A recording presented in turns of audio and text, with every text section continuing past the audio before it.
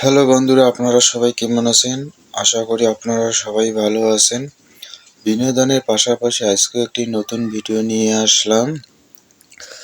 আদা কিভাবে প্রসেস করতে হয়, প্রসেস করার পর কিভাবে গোবর দেওয়া হয়, এটা সম্পূর্ণ ভিডিওটিতে আপনাদের দেখাবো। আপনারা অনেকেই আদা চাষাবাদ করে থাকেন এবং এ সম্পর্কে আপনাদের ভালোভাবে জানানো আছে।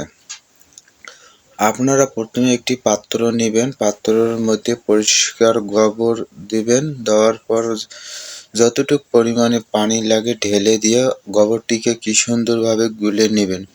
গুলে নেওয়ার পর ছত্রাকনাশক ঔষধ দিয়ে গোবরটিকে সম্পূর্ণভাবে বিশুদ্ধ করে নেবেন। নেওয়ার পর এখানে রাদার গুটিগুলো ভালোভাবে ঢেলে দিবেন। ঢেলে দেওয়ার পর এইভাবে কি সুন্দরভাবে নাড়বেন। নাড়ার পর এভাবে গোবর ভালো করে মিক্সারে করার পর আদাগুলো দিবেন। আদাগুলো কি সুন্দরভাবে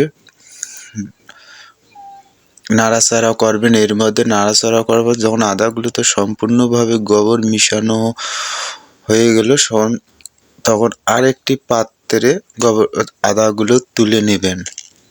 খলতাবাড়ি বা আঙ্গিনা যেখানে রোদ আছে এখানে ভালোভাবে আদাগুলো নেড়ে দেবেন যাতে আদাগুলো সম্পূর্ণভাবে শুকে যায়। আর আদাগুলো সম্পূর্ণভাবে না শুকা পর্যন্ত আদা রাখা যাবে না, নাহলে আদা নষ্ট হতে পারে। তাই আমরা আদা ভালোভাবে রোদে নেড়ে দিয়ে ভালোভাবে শুকিয়ে দিব। এই কি সুন্দরভাবে রোদের মধ্যে আদাগুলো উলট পালট করে দেওয়া হচ্ছে যাতে আদাগুলো ভালোভাবে শুকিয়ে যায়। আর আদাগুলো ভালোভাবে না শুকালে পরবর্তীতে নষ্ট হতে পারে। সেজন্য আদাগুলো আমরা ভালোভাবে শুকিয়ে নেব।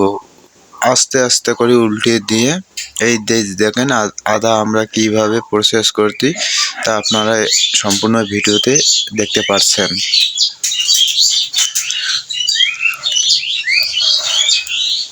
আর আপনাদের যদি কারো আদার বীজের প্রয়োজন হয় তাহলে মোবাইল নাম্বার দেওয়া থাকবে, আপনারা ওই নাম্বারে যোগাযোগ করতে পারেন।